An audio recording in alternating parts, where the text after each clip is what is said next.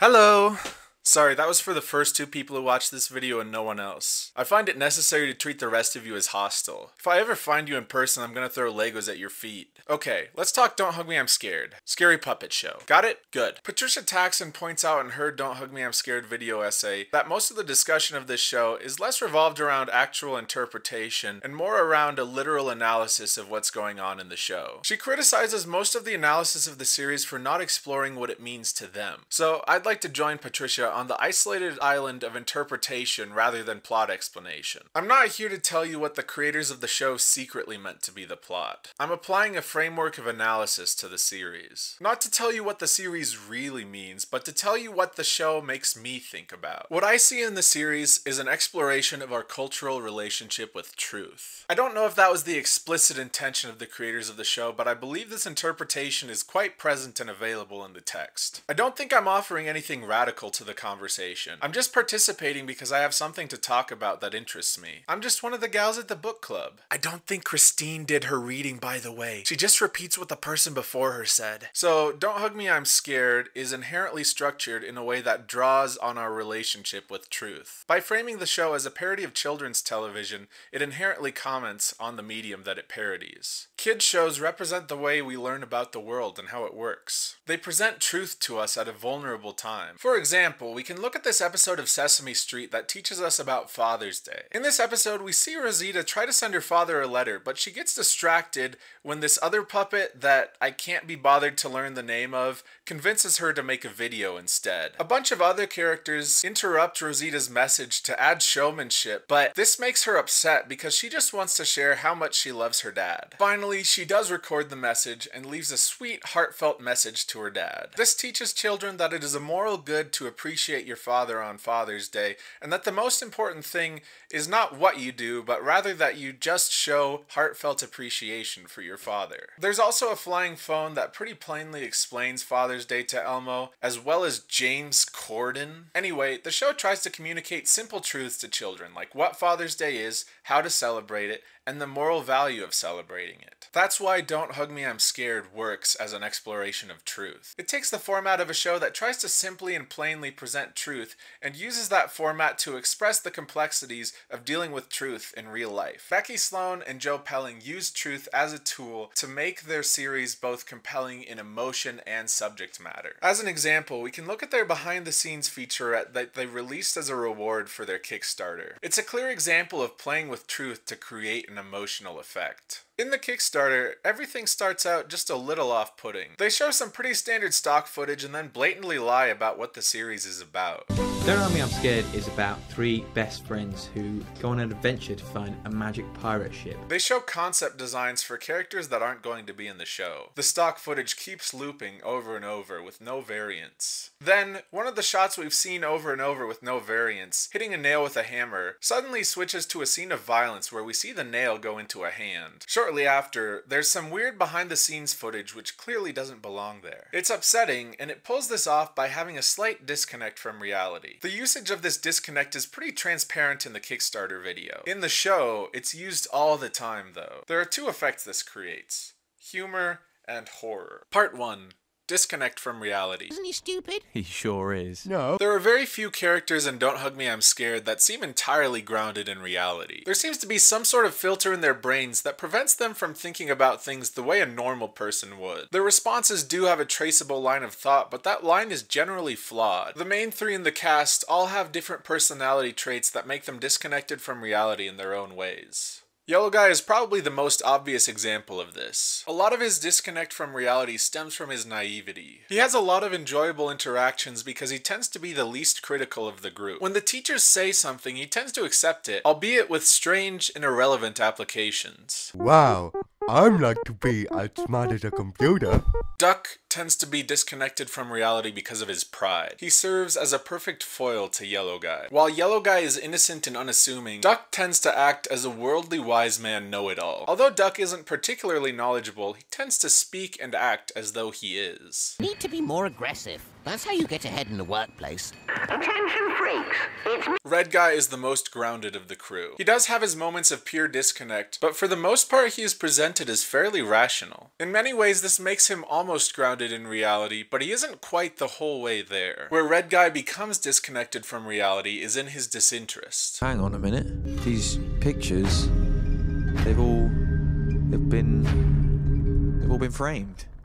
These traits make them the perfect comedic trio. One of the best examples of this is in the guessing game scene from the TV show. Duck comes in and tells Yellow Guy and Red Guy to guess what he found in the pantry. Red Guy asks, "What?" which is a pretty common response to the question. Duck insists that Red Guy has to guess, which is perfectly representative of his insufferable behavior. I love Duck in the show, but I would want to smack this guy in real life. I'm sorry, but if you do stuff like this in real life, you drive me crazy. Red Guy's first guess is a tin of soup, which Yellow Guy enthusiastically cheers on as a good guess. Duck snarkily shuts that answer down as incorrect. On the second try, Red Guy guesses chuddle dollops, which is the correct answer. Yellow Guy celebrates the correct answer. Duck tells Red Guy that he has to guess again since he gave him 3 guesses. Red Guy resists, but after protesting, guesses that it's some rice. Duck victoriously declares Red Guy to be wrong, which prompts Yellow Guy to sympathize with him for losing the game. Oh, bad luck. This is one of my favorite interactions on the show. It brings out the character traits of each member of the trio. Duck confidently asserts a set of rules onto reality which are plainly ridiculous,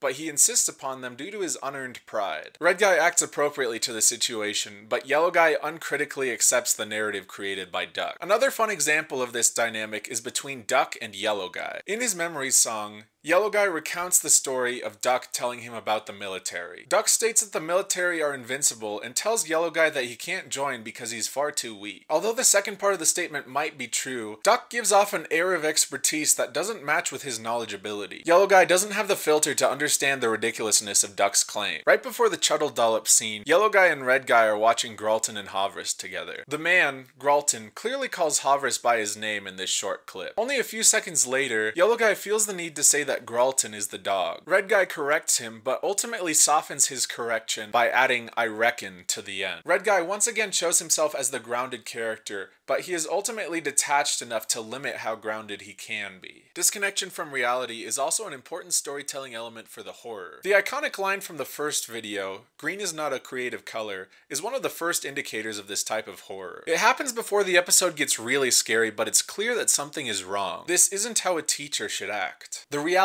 is that green is exactly as creative as any other color. Green is not special in terms of its level of creativity. It never could be. The prompt was for the gang to arrange leaves and sticks into their favorite color. Green should, by all accounts, be accepted as Yellow Guy's favorite color, but it was rejected confidently. Who is this teacher, and why has she maliciously rejected Yellow Guy's choice of color? The act immediately sets off alarm bells in our brains that something is wrong. At the beginning of the 5th video of the series, Duck and Yellow Guy are able to figure out that something is missing and wrong. And that would be a lot less off-putting if the thing that they couldn't figure out was that their friend was missing. A member of their trio is gone, and they know something is missing, but they can't figure it out, even though it's blatantly obvious. Not only is it blatantly obvious that something is missing, but someone is missing. An important member of their lives is missing, and they can't put their finger on it. It's one thing to see a character process a loss, but it's another thing entirely for them to be completely unable to comprehend it. There's something innocent about their inquiry, which makes it all the more upsetting when they are interrupted from this thought process by some of the scariest teachers in the whole series. There's also the second episode of the TV show, which derives its horror from the fact that their upsetting subject matter,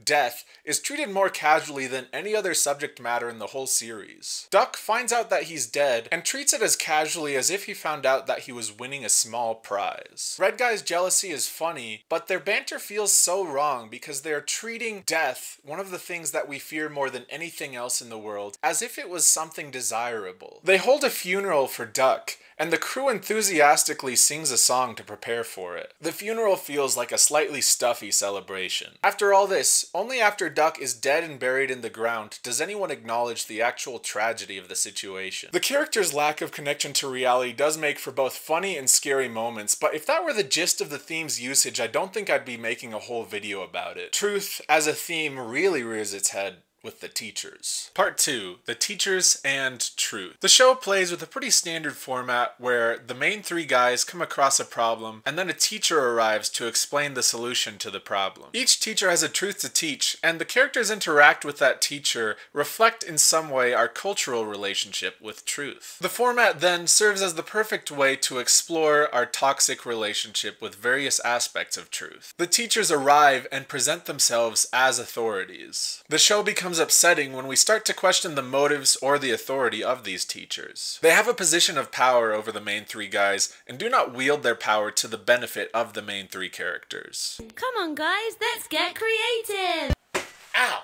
Okay, so in the first episode, we have this notebook lady. She teaches about the value of creativity. I can get behind that message. Oh no, oh gosh! This episode plays out a little differently than the others. In the rest of the series, the main characters are the boys, but in this episode, I don't think it's so obvious. The notebook is a little stifling and unfair in the first video, but it's actually the main cast committing the atrocities. I remember after watching this video, the scariest character to me was Duck. I think it's appropriate then that the stated message of the episode by Becky Sloan and Joe Pelling is the difficulty of teaching creativity. This episode's message is unique then, as it mostly applies to the notebook, which sort of becomes the main character of the episode. It's the only character in the episode with a developed personality, and it makes some mistakes we can learn from. The first challenge faced by the notebook is to teach the gang the value of creativity. It's an abstract value and not really something teachable, so it takes a few times for her to connect with her audience while her authentic expression is thought of as lame. The danger in teaching creativity is limiting others. As a teacher of creativity, you have a responsibility to foster and care for the creativity of those you teach. The notebook has a grudge against Yellow Guy for some reason, though. Her biases destroy his spirit, and his legitimate expression is smothered by her authoritarian attitude toward acceptable creativity. But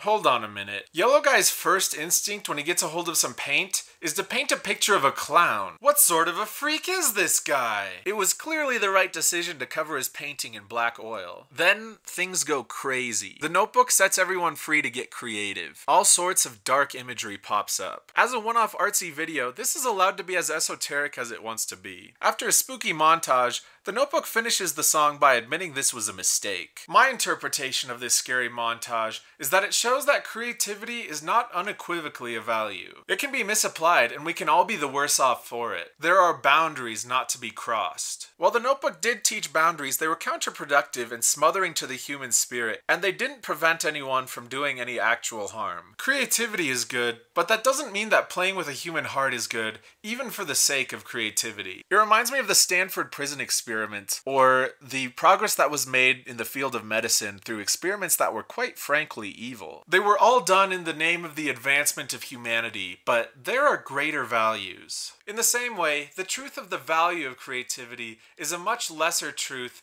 than the value of not doing this messed up, gory stuff. Overall, this episode explores our relationship with truth by showing how difficult it is to teach truth. Time is a tool you can put on the wall or wear it on your wrist. Don't Hug Me, I'm Scared 2's theme of time highlights the inevitability and the brutality of truth. The clock, who is apparently hot, constantly takes the gang away from what they want to be doing. They have no choice but to be taken whenever and wherever the clock wants them to be. Red Guy resists the journey, worrying that they're going to miss their show, but the clock drags them along anyway. I remember quite vividly when I was a student in school, the object of my existential dread was time. I called myself a slave to the clock. It didn't matter what I wanted to do because I had to be in a specific place at a specific time. There's a time and a place for mucking around, but the clock decides when that is. We can't escape from it. The gang starts getting all philosophical about time. That's a relevant thought today. It seems to be a pretty commonly accepted, or at least played with idea that time is an illusion. That's cool and interesting to think about for sure, but it's also pointless. You can get all big-brained and start asserting your dominance over time by questioning its existence, but you're still gonna get run over by it. You can't escape the truth of time. It is the dominating force.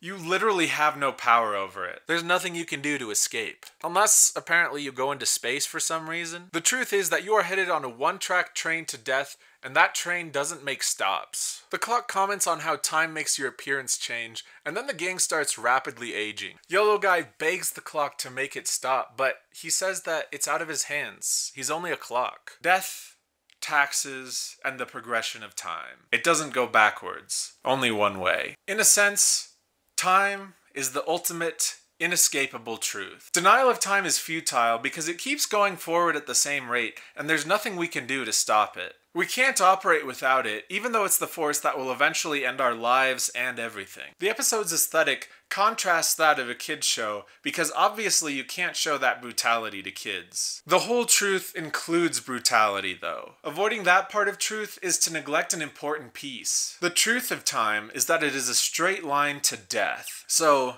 with all that existential dread, we keep pressing along. We're fine for now, but if we think about it, we can see the end.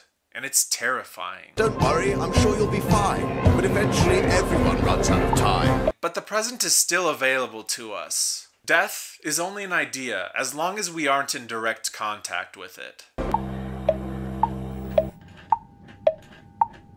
And together we could understand about love. So the third episode of Don't Hug Me, I'm Scared is about love. The common interpretation is that it's about religion, but I do find Patricia Taxon's interpretation that it isn't about religion until the end to be a fair analysis. So with that being said, I will start out talking about love and then transition to a brief talk about religion. Whew, thank God.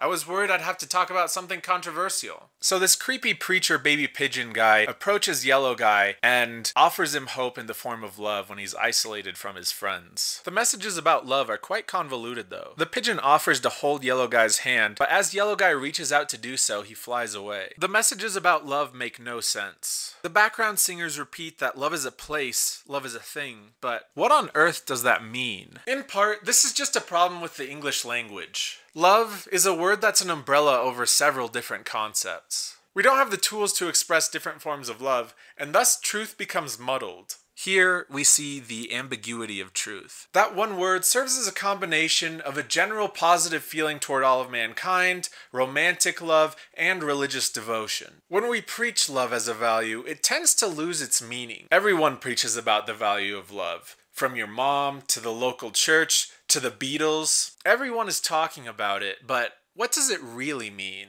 Most of us agree that love is a value, but what exactly are we signing up for when we agree to that? In my other Don't Hug Me, I'm Scared video, I mentioned that this show makes me feel seen, and when I said that, I edited in the story of Michael. I saw one comment pointing out how sad that is. I'm not sure if they got that it was a joke, but I'm glad that at least someone picked up what I was putting down. There was some truth in it, although I don't consider myself to be the ugliest boy in town. The story of Michael is used to show that everyone has a special one. They call him the loneliest and ugliest boy in town. The story shows that everyone mistreats him, and he lives on his own underground. That's where the story ends. There's no happy ending. But then, they confidently boast that the moral of the story is that everyone has a special one. Even Michael. As a single person, you get told all sorts of things that aren't necessarily verifiable, but people will just tell you anyway. You get told that there's someone out there for you by well-meaning people, but it's almost disquieting when you get those reassurances because you know that not everyone finds someone. You've seen people who couldn't find someone. There's this idea that everyone has a soulmate,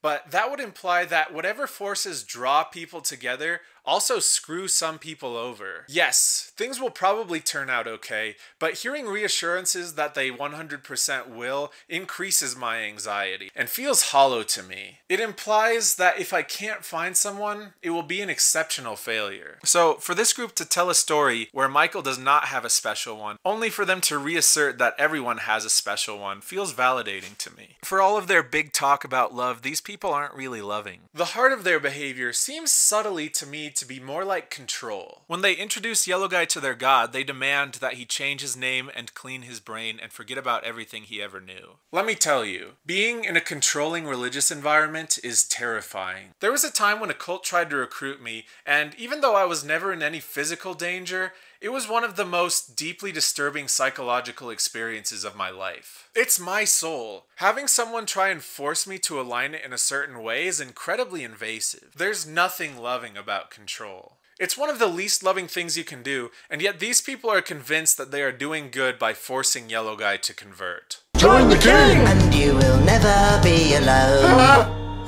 I'm a computer. I'm a computery guy. The fourth episode in the YouTube series starts off with a simple question of truth. What is the biggest thing in the world?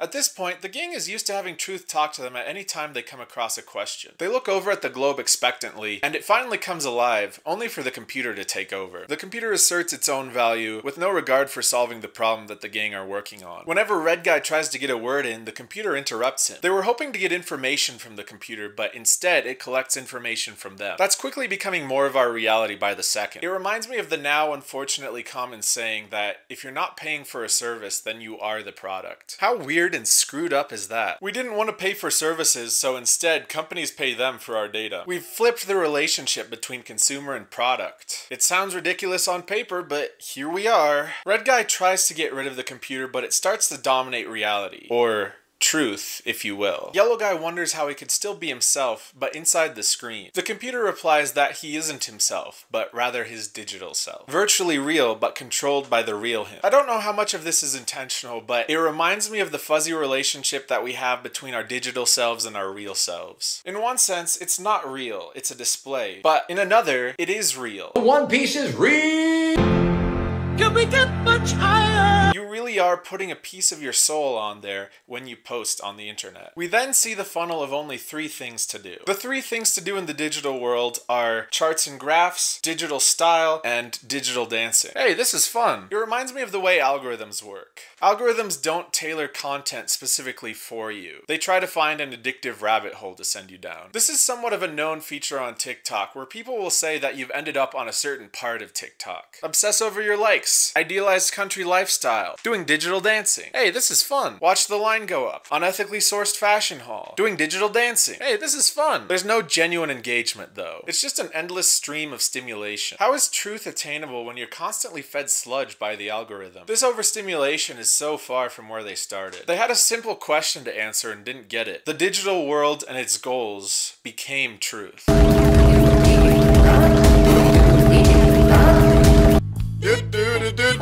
Doing healthy. Yeah!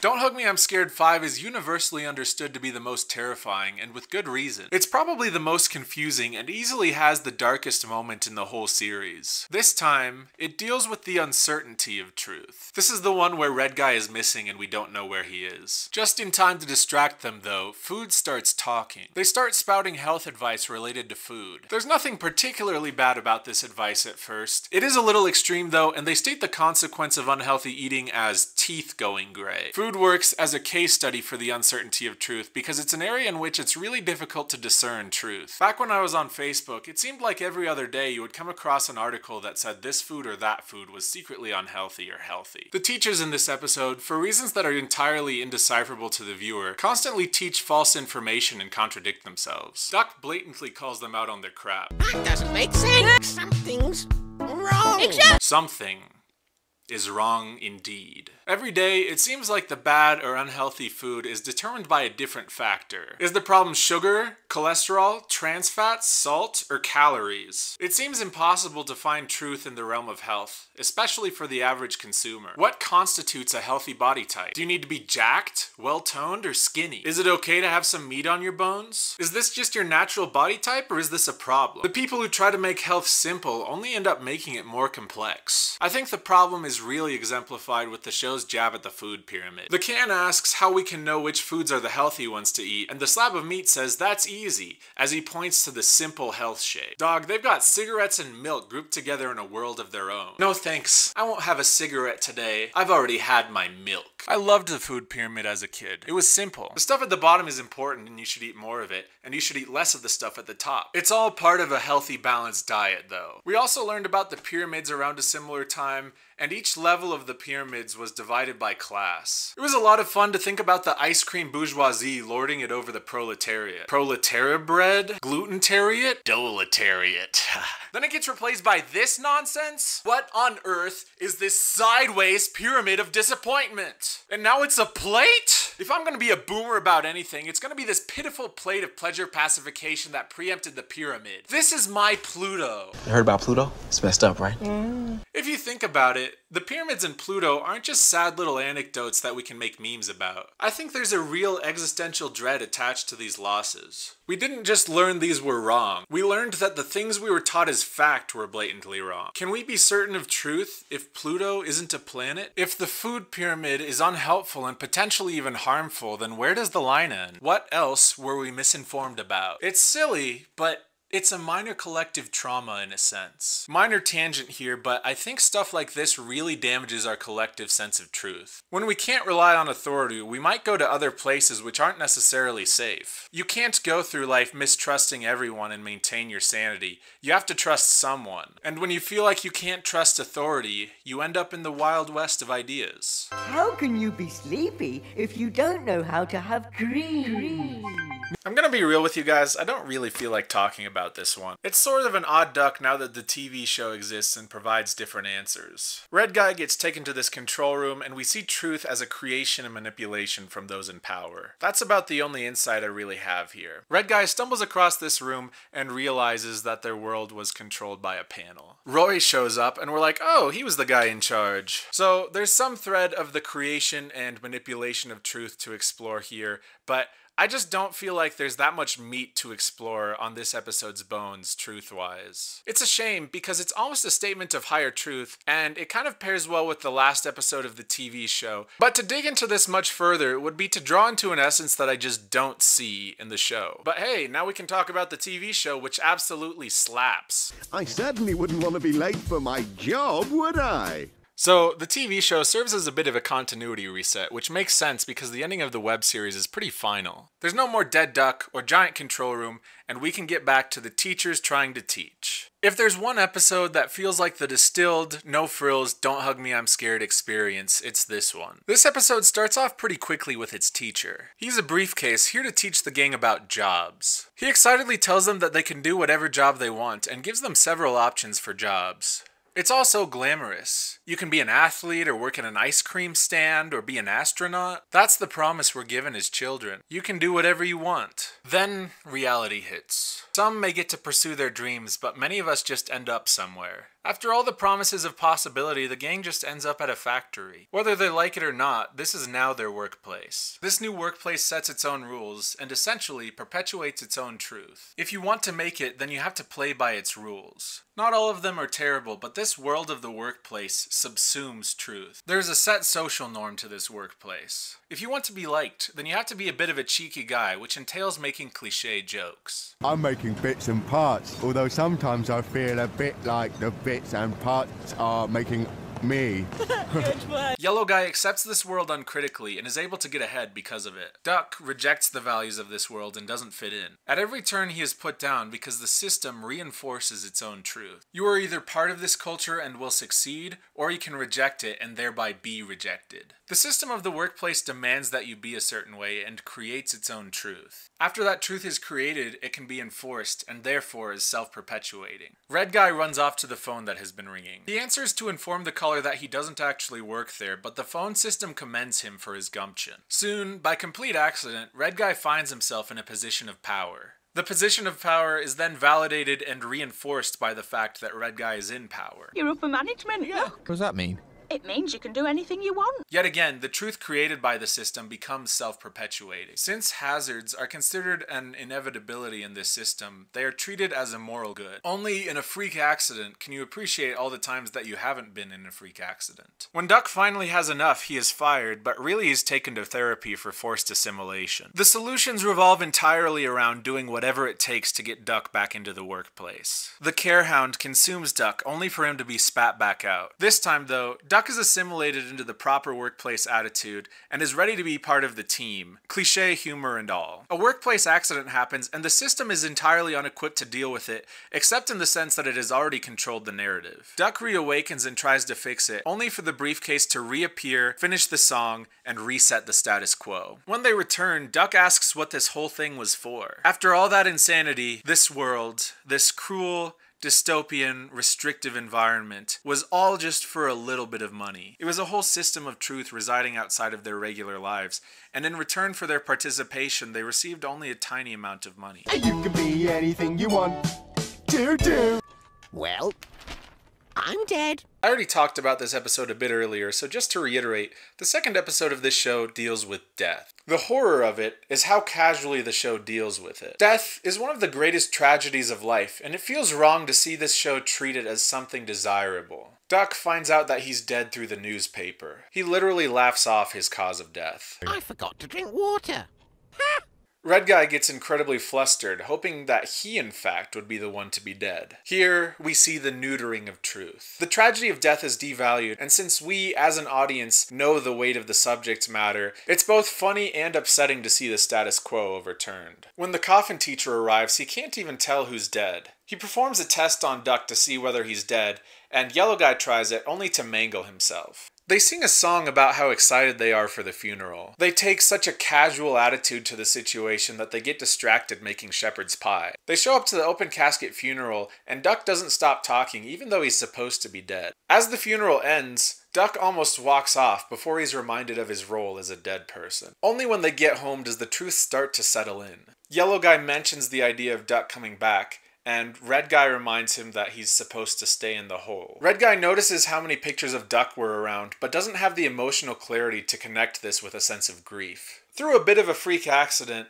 this unformed lump of clay shows up, and Red Guy is all too ready to replace Duck with him. This lump of clay, who names himself Stain Edwards, asks about the hole in the ground created by Duck's coffin. This upsets both of the guys as it forces them to deal with Duck's death. Meanwhile, Duck gets bored of being dead. He continually bothers the coffin, but is supposed to just lie there dead. He quite joyously subverts every horror of the process of death. Both Yellow Guy and Red Guy reject the truth of Duck's death in their own way. Red Guy forms Stain into Duck's resemblance, while Yellow Guy goes and digs up the original Duck. Yellow Guy and Duck get home to see that Red Guy had replaced Duck with Stain. This is a pretty messed up situation, but they ignore the potency of this truth and simply accept that now there are 4 of them. Then one of the 2 ducks decides that 4 doesn't work and there should be 3 of them, so he kills the other. It's ambiguous as to which duck killed the other. Although there are a few hints pointing one way or the other, the ambiguity is the point. In an episode where truth is so thoroughly corrupted, does it matter which one is which? Memories help me remember him. That's what family means to me and my family.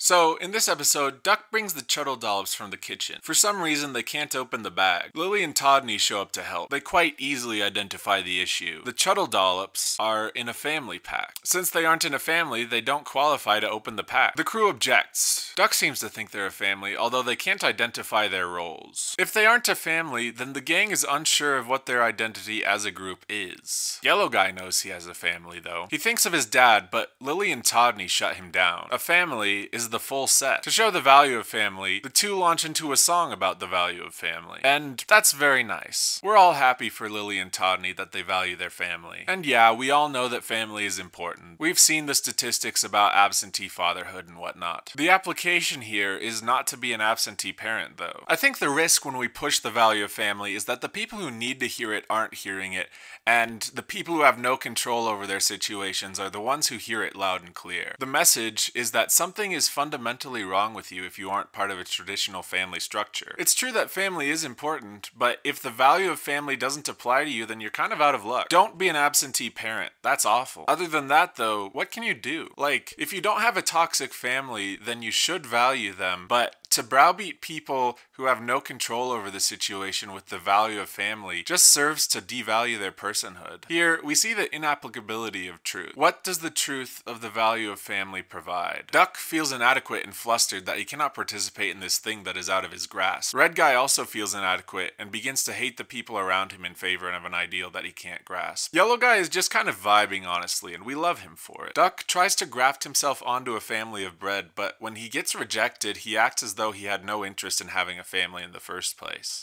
You know what? I'm actually glad I don't have a family. He launches into a song about how he doesn't need anyone else. Honestly, this song kind of broke me. It made me think of my friends I've had in the past who've had a painful relationship with the idea of family. It's tough. They had a valuable thing taken away from them, and the truth of its value became inaccessible. After going to sleep, Yellow Guy wakes up around the family's dinner table. It turns out that the family had actually kidnapped him for the express purpose of making him into their mother, so so that their family could be completed and they could get a family discount on a meal. We find out that the whole deal about the proper structure of family was just a facade to cover up the fact that their family was broken too. After the meal is delivered, Yellow Guy's father, Roy, arrives to rescue him. In one of the most disturbing moments of the show, he closes the door and consumes the family. Honestly, it seems like the creators of the show might be airing out some frustrations with the idea of a perfect family. I feel like you have some issues. It comes across as a little petty, but like in an iconic way. That's what family means to me and my family.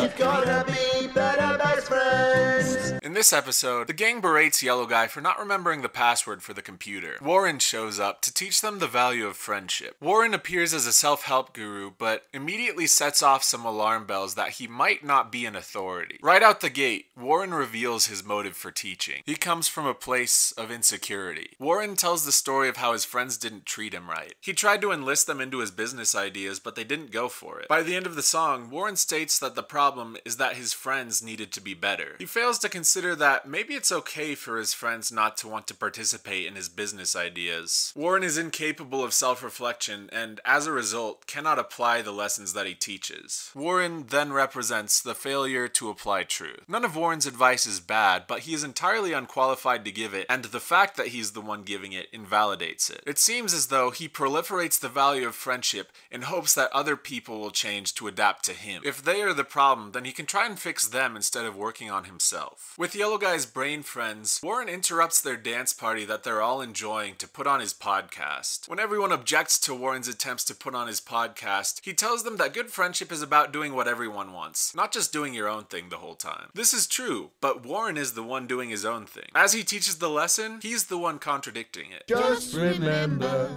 there's a worm in your brain. We're all having such fun for transport.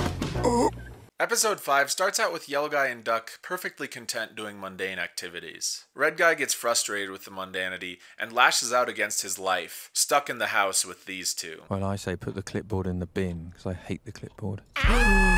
He wants out. The episodic formula pushes him to the edge. He can't keep doing the same thing every day. He hopes they can see something different. A trained teacher arrives this time to answer his problems. The teacher is a pretty pathetic old man, though. Red Guy gets excited, though, because they can actually go somewhere. The train transforms into different vehicles, but he's pretty dysfunctional and starts falling apart. Finally, the train transforms into a car and breaks down. It is here we see the mundanity and disappointment of truth. This hope that Red Guy had for escape is shut down with the death of the car. Duck and Yellow Guy are happy to be home, but Red Guy insists on trying to drive the car away. After some struggle, Red Guy gets the car working and drives away. They drive out on the open road. Red Guy is excited to be going somewhere new, even though he has no idea where they're going. Red Guy promises that when they get to where they're going, they'll have their own houses with their own stuff and be in a community. Just as they're gone, the raddest teacher ever shows up, called the Time Child. Hey guys, drink this space alcohol and come with me to the 6th dimension. They're not here.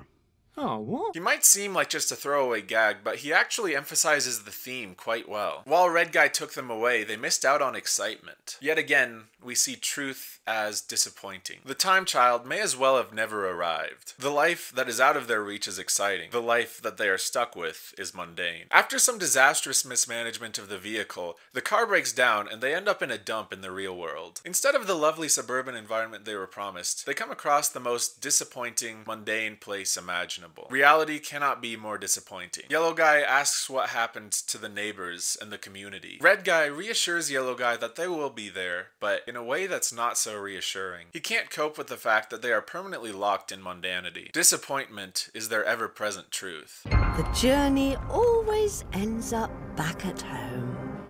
It's time your brains will learn about electricity. Yet again, in the finale, truth comes not from a teacher, but from the workings of the plot. The teacher teaches about electricity, and it's just a silly little song. To analyze this song, I bought Duck's commentary on the song.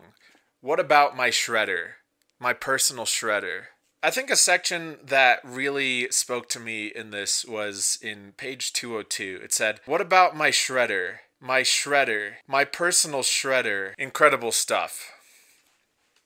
I like this ending a lot better than the web series though, so let's dive in. When Elect Tracy says that she has batteries, Yellow Guy points out that he also has batteries. When he shows them off though, they're insanely corroded. Duck switches out Yellow Guy's batteries with Elect Tracy's, and Yellow Guy ascends to a higher state of being. He is no longer disconnected from reality and is actually quite intelligent. He suddenly sees through the nonsense of this reality. When a teacher arrives, he sees through the teacher's lesson and corrects him where he's wrong. He no longer needs the teacher. For the first time, Yellow Guy realizes that there are stairs in the house and that he can ascend them. He goes to find higher truth. At the top of the staircase, Yellow Guy reaches the big boy room. In the big boy room, their understanding of a higher sense of truth is to learn two things at once. While Yellow Guy is initially excited that these guys are more advanced than their predecessors, he is quickly disappointed to find out that these guys are just doing the same thing but with more going on. Yellow Guy ascends the stairs further to find even higher truth. He goes to the bigger boy's room. These transcendent beings seem better. They believe that you cannot learn something without putting it to use. They were learning about electricity, but it's no good if you don't put it to use, so they tase this poor creature. Yellow Guy ends up frustrated again, but this time with moral indignation. There has to be some higher truth than even this. Yet again, Yellow Guy climbs even more stairs to Leslie. Yellow Guy asks if Leslie built all this, and she responds cryptically. It's a good question.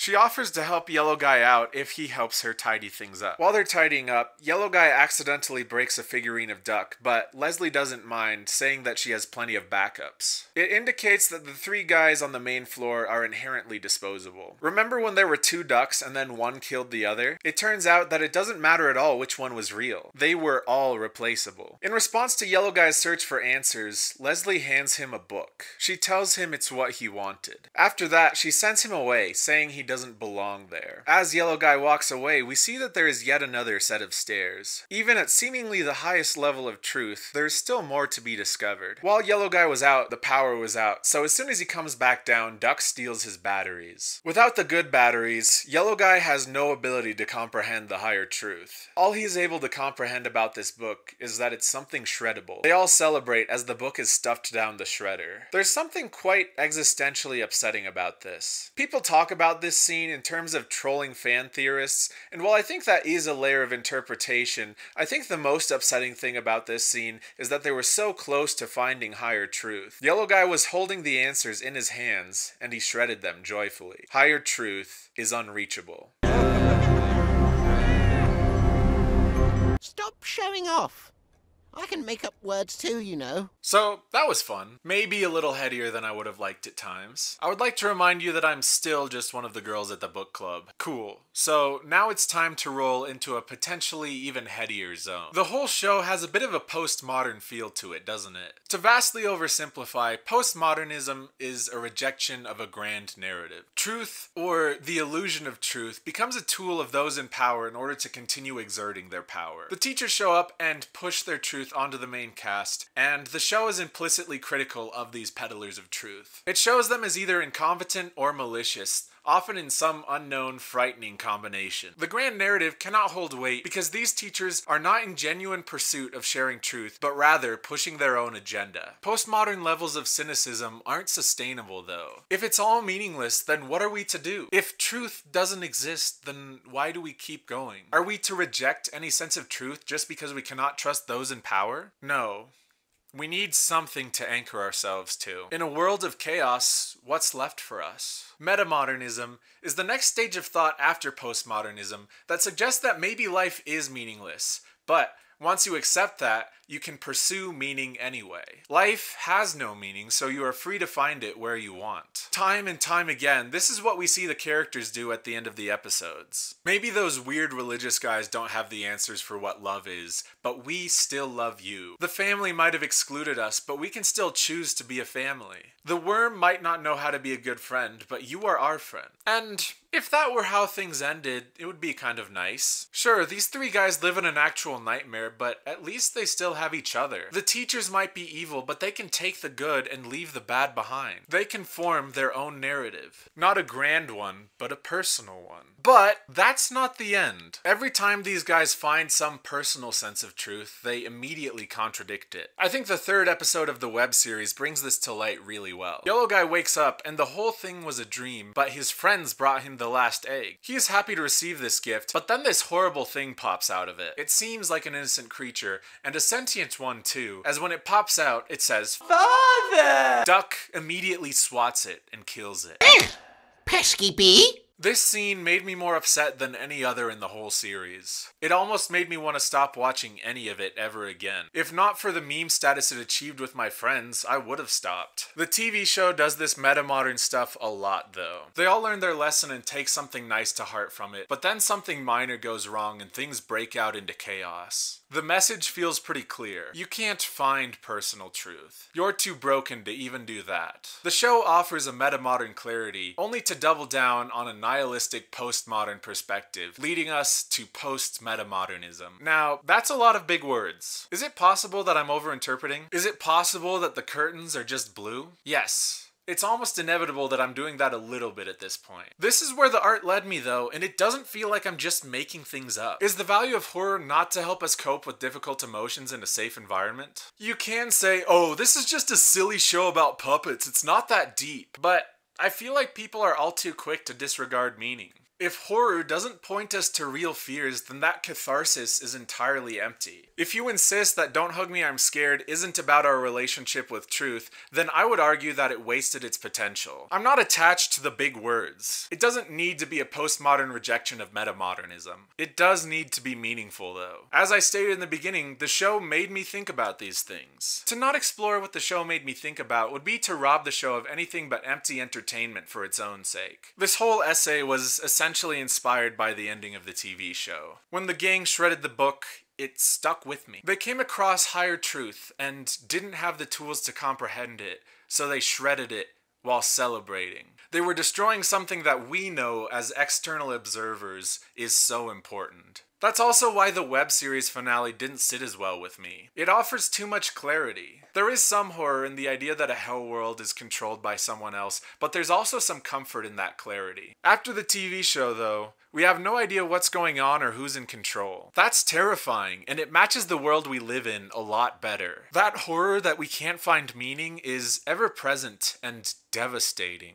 There are plenty of people offering meaning, but they're all saying different things. It's difficult to know who to trust, so all of these people end up being more stifling than helpful. Rumour has it, even Mr. Peterson's going to do a speech. Wow, Mr. Peterson! The central postmodernist claim seems to me that you're an alcoholic. So, what now? Is my point that truth doesn't matter? Is that the point of the show? At least for myself, I can say that truth is really important. As for the show, I mean, I can't really say what the creators were thinking, but it does point to the value of truth. Why does playing with truth work for horror if it doesn't matter? That's what makes the show horrifying. It points to truth as a value, but shows the impossibility of dealing with it in the modern day. I think the hunger for truth is proof that in some way it's necessary for our intellectual survival. Don't Hug Me, I'm Scared depicts a starvation then. In the same way a book that describes in detail the process of starvation would be horrifying, Don't Hug Me, I'm Scared is horrifying because it shows a starvation of truth. It's madness all around. It feels as though we're being punished for trying to engage. For me, quitting social media cleared out a lot of the noise, but I still feel as though I have a permanently damaged sense of truth. If you think about it, the three characters represent three different archetypes for how we deal with truth. You can be indifferent and get dragged around and beaten down against your will. You can be innocent and be exploited by forces you don't understand. Or you can be prideful and show yourself a fool at every turn. I've talked to so many people who've just given up. There are so many people who feel as though the closest they've come to truth is to disengage. That is the greatest intellectual horror, and it's happening in real life.